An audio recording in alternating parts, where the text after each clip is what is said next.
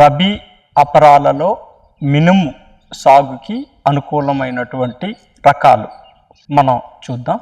మినుము పంట వరి మాగాణుల్లో దాదాపు 7.5 లక్షల ఎకరాల్లో సాగవుతుంది ఆంధ్రప్రదేశ్ రాష్ట్రంలో.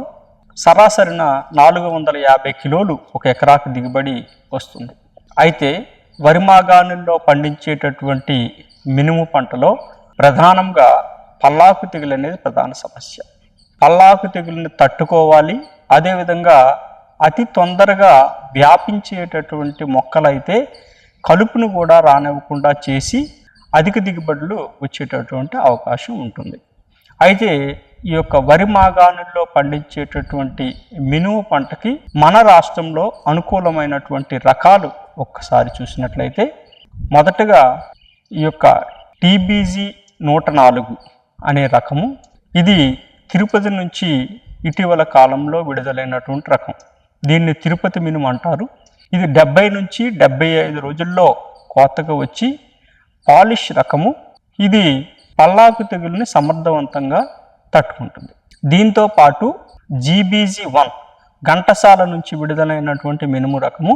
ఇది కూడా 70 నుంచి 75 రోజుల్లో కోతకు రావడమే కాకుండా 8 నుంచి 9 క్వింటాళ్ళ దిగుబడిని ఇవ్వగలిగినటువంటి పల్లాకు తెగుల్ని తట్టుకునేటటువంటి రకం.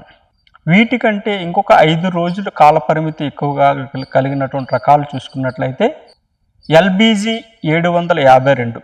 ఇది 75 నుంచి 80 రోజుల్లో కోతకు వచ్చి పల్లాకు తెగులను కొంతవరకు తట్టుకుంటుంది. 7 నుంచి 8 క్వింటాళ్ళ దిగుబడిని ఇవ్వగలిగినటువంటి రకం. దీంతో పాటు ఈ యొక్క LBG 787 అనే రకం. ఇది నిటారుగా పెరిగి ఈ యొక్క మొక్క కనుపుల వద్ద నుంచి కూడా కాయలు వస్తాయి. తద్వారా అధిక దిగుబడిని ఇవ్వగలిగినటువంటి పాలిష్ రకము. పల్లాకు తెగుల్ని సమర్థవంతంగా తట్టుకుంటుంది. ఇది 8 నుంచి 9 క్వింటాళ్ళ దిగుబడిని ఇవ్వగలిగినటువంటి రకం. ఇది కూడా 75 నుంచి 80 రోజుల్లో కోతకు వస్తుంది.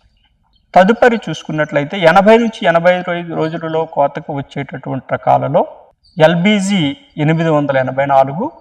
ఇది పల్లాకు తెగుల్ని సమర్థవంతంగా తట్టుకొని 8 నుంచి 10 క్వింటాళ్ళ దిగుబడిని ఇవ్వగలిగినటువంటి రకం. దీంతో పాటు LBG 904 అనే రకం. ఇది ఈ మధ్య కాలంలో విడుదలైంది. ఇది కూడా బండ పాలిష్ రకము. అంతేకాకుండా 8 నుంచి 10 క్వింటాళ్ళ దిగుబడిని ఇస్తుంది. 85 నుంచి 90 రోజుల్లో కోతకు వచ్చేటటువంటి రకాలు చూసుకున్నట్లయితే TBG 129. ఇది పల్లాకు తెగుల్ని సమర్థవంతంగా తట్టుకొని 8 నుంచి 10 క్వింటాళ్ళ దిగుబడిని ఇస్తుంది.